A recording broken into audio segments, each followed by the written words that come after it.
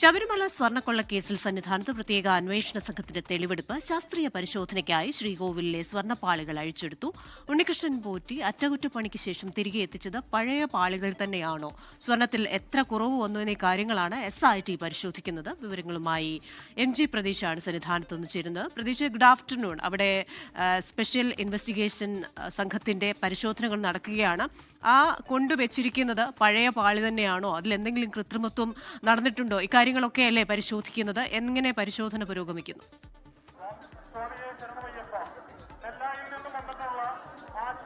Christina, Sabarimala സ്വർണ്ണക്കൊള്ള കേസിൽ ഏറ്റവും നിർണായകമായ പരിശോധനയാണ് ശബരിമല സന്നിധാനത്ത് തുടരുന്നത്.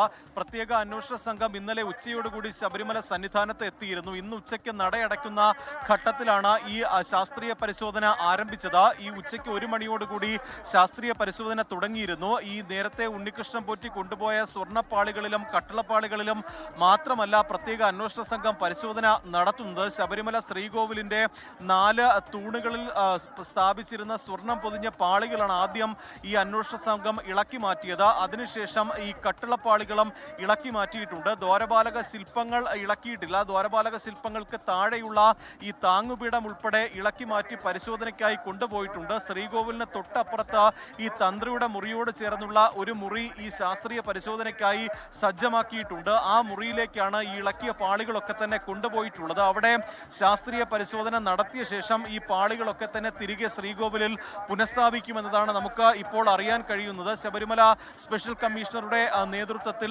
SP ശശിധരന്റെ മേൽനോട്ടത്തിലാണ് ഈ ശാസ്ത്രീയ പരിശോധന ശബരിമല സന്നിധാനത്ത് പുരോഗമിക്കുന്നത്. ഏറെ നിർണായകമാണ് സ്വർണ്ണക്കൊള്ള കേസിൽ ഈ ശാസ്ത്രീയ പരിശോധന. 2019 ഉണ്ണികൃഷ്ണൻ പോറ്റി അറ്റകുറ്റപ്പണിക്ക് കൊണ്ടുപോയത് സ്വർണം പൊതിഞ്ഞ ദ്വാരപാലക ശില്പങ്ങളിലെ സ്വർണ്ണപ്പാളികളായിരുന്നു. പക്ഷേ തിരികെ എത്തിച്ചപ്പോൾ അത് സ്വർണം പൂശിക്കൊണ്ടുവന്നു. മാത്രമല്ല 2019 കൊണ്ടുപോയത് ചെമ്പ് പാളികൾ എന്നതായിരുന്നു ദേവസ്വം മഹസറിൽ ഉൾപ്പെടെ രേഖപ്പെടുത്തിയത്. അക്കാര്യത്തിൽ വലിയ അട്ടിമറിയും ഗൂഢാലോചനയും നടന്നുവെന്ന് അന്വേഷണ സംഘം കണ്ടെത്തിയിരുന്നു. ഈ സ്വർണം പൊതിഞ്ഞ പാളികൾ കൊണ്ടുപോവുകയും അതിൽ നിന്ന് ഈ സ്വർണം വേർതിരിച്ചെടുത്ത് സ്വർണം അപഹരിക്കുകയും ചെയ്തു എന്നതാണ് അന്വേഷണ സംഘത്തിന്റെ കണ്ടെത്തൽ. പക്ഷേ അതിനപ്പുറം ഈ ക്രമക്കേടിന്റെ വ്യാപ്തി കൂടുതൽ ഉണ്ടോ എന്നതാണ് അന്വേഷണ സംഘം ഈ ശാസ്ത്രീയ പരിശോധനയിലൂടെ ഇപ്പോൾ പരിശോധിക്കുന്നത്.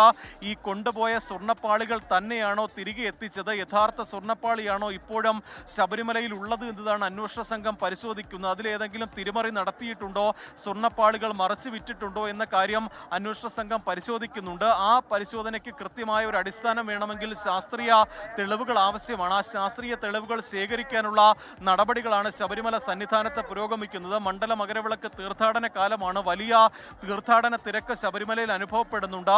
ഈ അല്പസമയം മുമ്പാണ് 3 മണിക്ക് ശബരിമല നട തുറന്നിട്ടുള്ളത്. ഇനി ഈ പരിശോധനയ്ക്ക് ശേഷം അധികം വൈകാതെ തന്നെ ഈ പാളികൾ തിരികെ സ്ഥാപിക്കുമെന്നാണ് മനസ്സിലാക്കാൻ കഴിയുന്നത്. അതിനുശേഷം ഈ പരിശോധന ഫലം ഉൾപ്പെടെ കോടതിയിലായിരിക്കും അന്വേഷണ സംഘം സമർപ്പിക്കുന്നത്. ഈ കേസിൽ അത് വളരെ നിർണായകമായിരിക്കും. കേസിൽ ബലം പകരുന്ന തെളിവുകളായിരിക്കും ഈ ശാസ്ത്രീയ പരിശോധനയിലൂടെ കൂടി തന്നെ അന്വേഷണ സംഘത്തിന് മനസ്സിലാകുന്നത്. പ്രധാനമായും ഈ ഇളക്കിയെടുത്ത പാളികളുടെ തൂക്കം അന്വേഷണ സംഘം പരിശോധിക്കും.